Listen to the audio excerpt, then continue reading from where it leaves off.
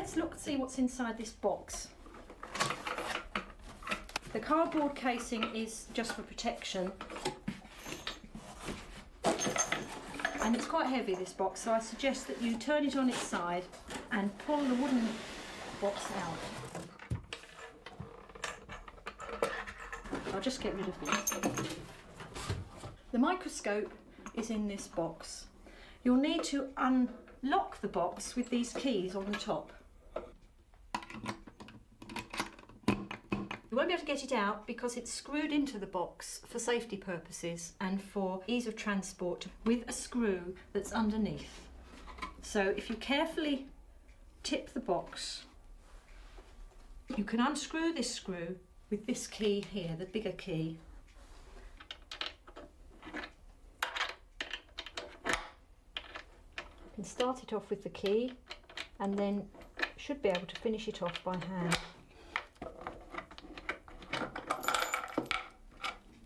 Make sure you don't lose these pieces. Keep them in the box, because you'll need that when you put the microscope back in to send it back. There's the microscope. Also in the box is a small cardboard box in which is the lamp and the cable. One thing you will need to do is to make sure that you're near an electric socket, because the cable in the box is only about 4 feet long. If you haven't got a nearby socket, you might need to use an extension cable. We must now fit the lamp to the microscope. And to do this, you must make sure that the frosted side is upwards. The pin in the lamp fits into the socket in the microscope.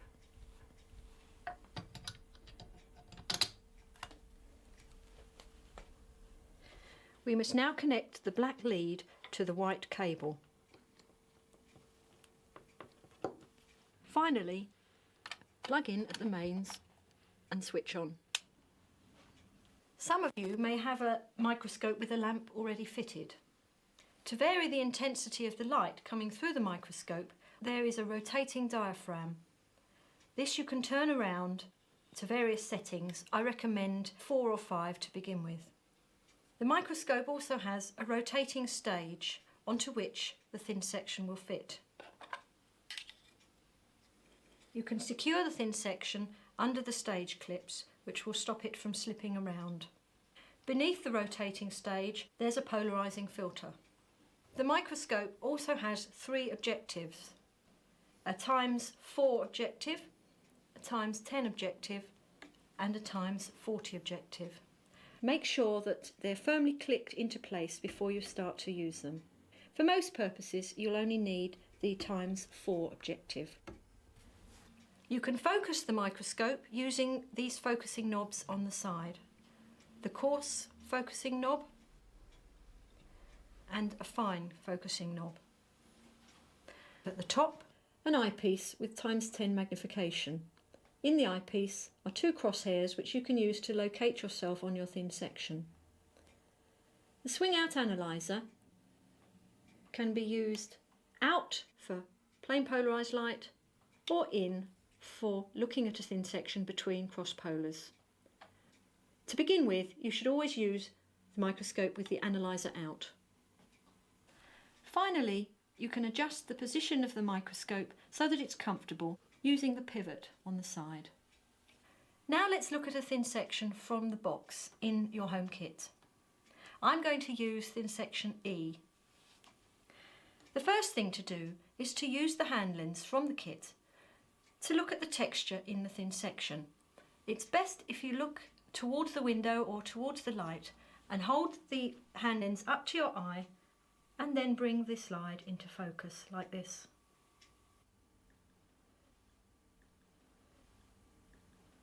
Now the microscope. Low power objective, making sure that it's firmly clicked into place. Plain polarised light and focus.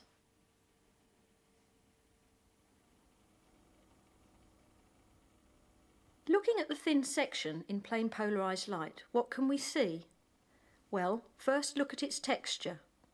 it has a coarse-grained crystalline texture with interlocking crystals in random orientation.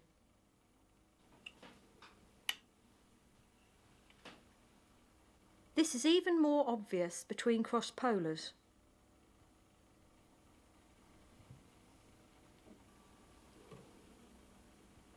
Now we should decide how many different types of mineral there might be. It's a bit difficult to see, but you may be able to make out up to 4. The most obvious is this brown one with strange spotty inclusions. There's also a colourless one with good cleavage. You may also see that there are some colourless patches which are slightly cloudy or turbid, whilst others are completely clear. Now let's see what happens if we rotate the stage. The brown mineral changes colour. This is pleochroism. The spotty inclusions become more obvious. These are small crystals of a radioactive mineral whose radioactive particles have damaged the crystal structure of the surrounding brown mineral. These spots are called pleochroic halos. Now let's see what happens if we swing across the analyzer so that we're now looking at the thin section between cross-polars.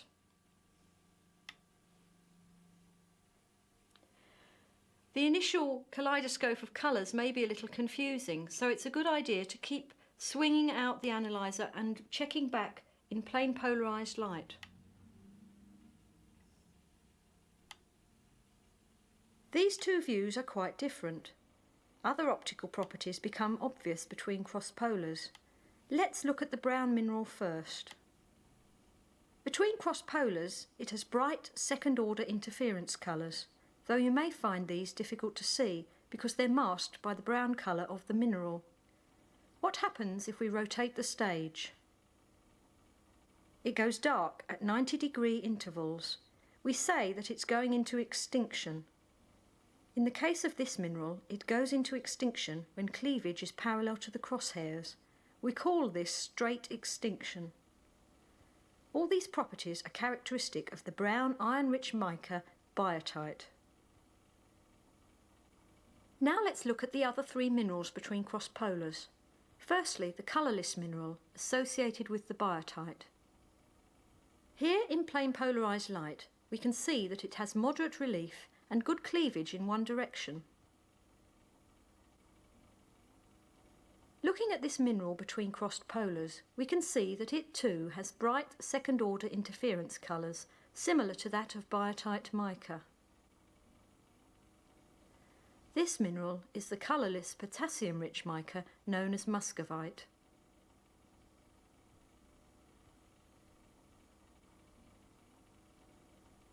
If we now look at the colourless but slightly cloudy or turbid patches, we can observe a number of features, depending on the area we choose. Here in cross-polars, we can see that the mineral has grey first-order interference colours and 2 sets of multiple twins almost at right angles. This is known as cross-hatched twinning and is characteristic of the variety of potassium feldspar known as microcline. On rotation, the sets of twins go into extinction in different orientations. Here we can only see 1 set of multiple twins. Again, the twins go into extinction in different orientations. This is known as lamellar twinning and is typical of plagioclase feldspar. Now look at this well-formed crystal. In cross-polars we can see that it is showing simple twinning, the 2 twins being separated by a twin plane at the centre of the crystal. On rotation, the twins go into extinction at different times. Simple twinning is characteristic of the variety of potassium feldspar orthoclase.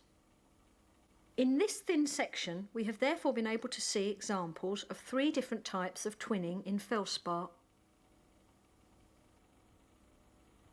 Finally, we should look at the remaining colourless mineral, which has very low relief, which is why it's almost invisible in plain polarised light.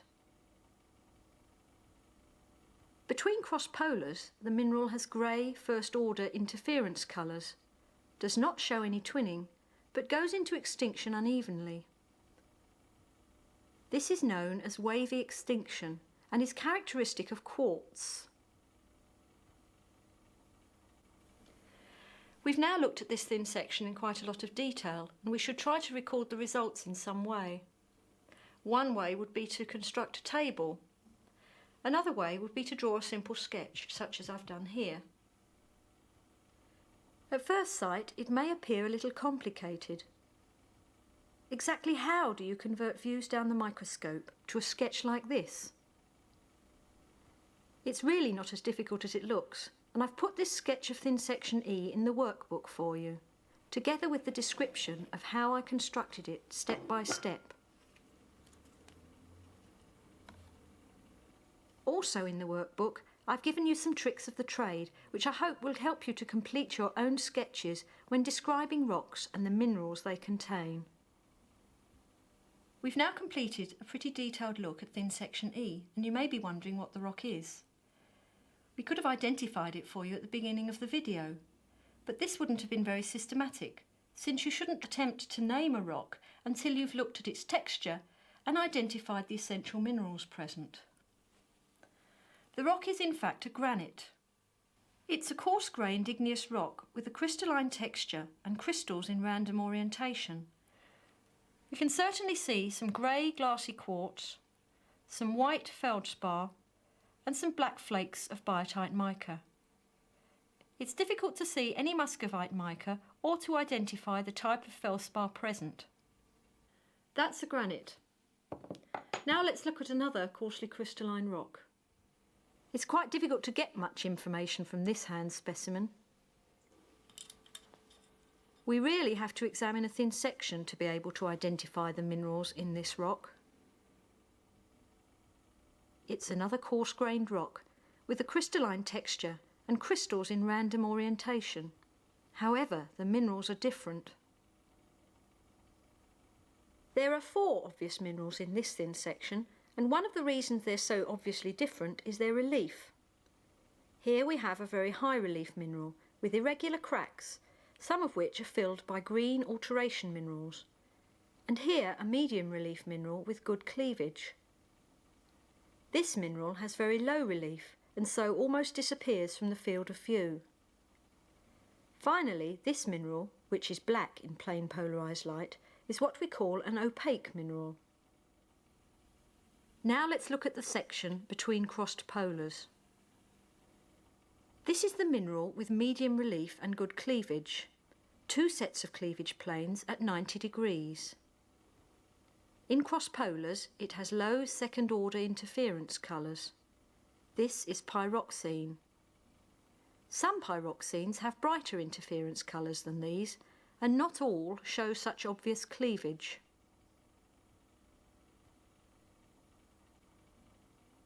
Here, the high relief mineral encloses the low relief mineral. The irregular cracks and alteration are typical of the mineral olivine. In cross polars, the olivine has bright second-order interference colours, and we can see that the low relief mineral is plagioclase feldspar with lamellar twinning. The last 2 thin sections showed crystalline texture with the minerals in random orientation. If we look at this one, even with the naked eye, you can see that the minerals have some sort of preferred direction.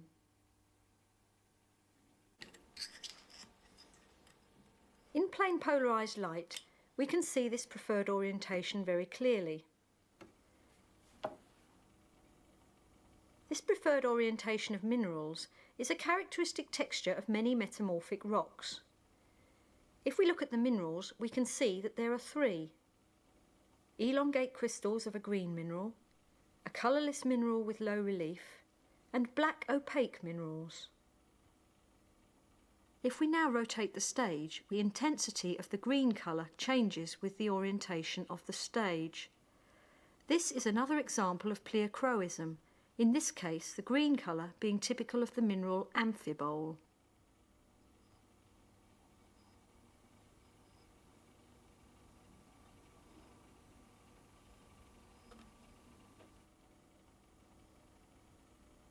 Between crossed polars, the amphibole has second-order interference colours, and the colourless mineral is in fact quartz. Another coarsely crystalline rock in your kit is this one. Because it is coarse-grained, it's easy to see at least two of the essential minerals. This pale, platy muscovite mica and these red, well-shaped garnet crystals.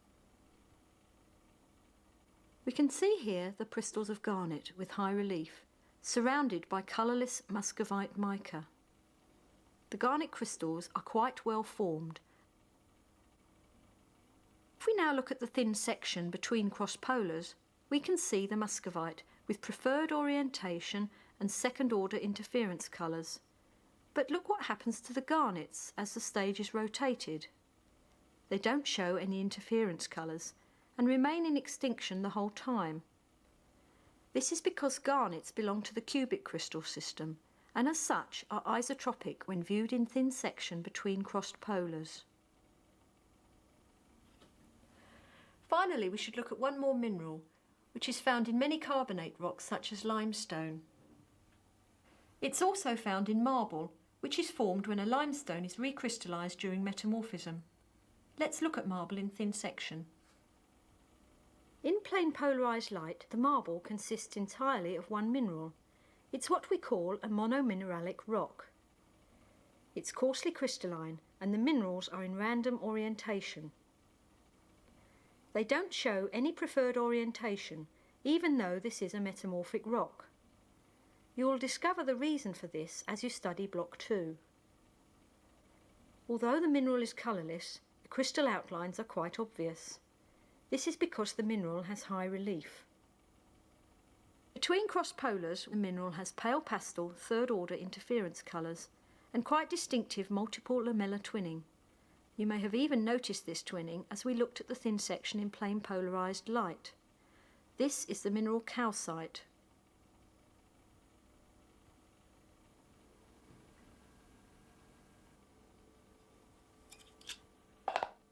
We've now finished our introduction to using the microscope.